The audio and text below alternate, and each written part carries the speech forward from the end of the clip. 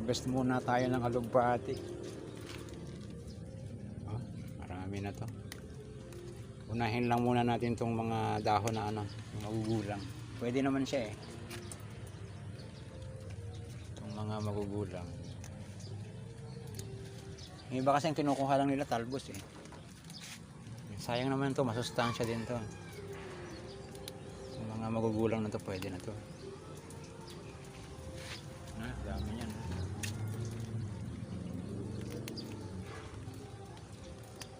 Masustansyang gulay, alugbati.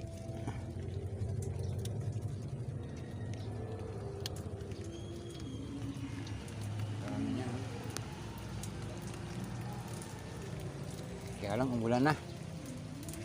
Baka tayo magkasakit.